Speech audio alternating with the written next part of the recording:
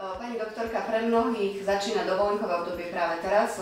Vyberajú si rôzne exotické zájazdy a vy nám povedzte, čo by ľudia nemali určite opomenúť predtým, než sa vyberú do nejakej exotickej krajiny.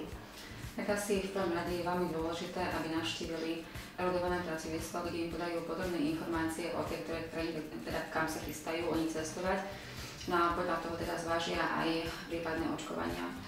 Aké sú zdravotné riziká? Aké choroby prípadne by nebodaj mohli vzniknúť, keby sa ľudia nezaočkovali?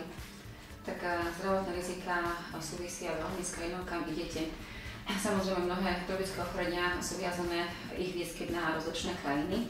A tých preventabilných ochorení, teda tých, ktoré sa dá predísť očkovaním, je len niekoľko. Napríklad dá sa očkovať a teda tým predísť aj proti žltačke typu A, žltačke typu B, potom proti brušnému tyfusu, proti besnote, ďalej proti meningokovej meningitíde a naposledy by som spomenula očkovanie, ktoré ako jediné z týchto očkovaní povinné je to očkovanie proti žltej zimnici.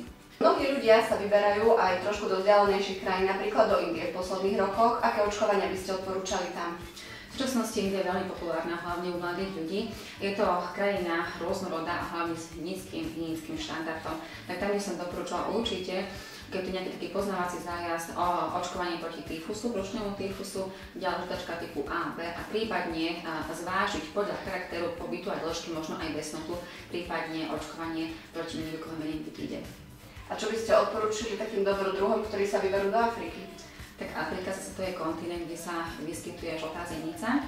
Samozrejme je to ochorenie, ktoré sa vyskytuje len v určitých štátoch afrického kontinentu a tam teda je toto očkovanie proti žltej zimnici povinné hlavne v štátoch strednej a západnej časti Afriky. Poliklinika cudzokrajných chorôb bude účinkovať aj v krásnom projekte Dom zdravia. Čo tu ľudia nájdú, ktorí chcú cestovať?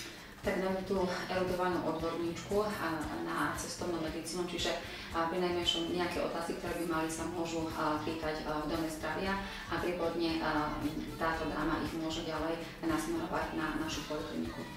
Ďakujeme.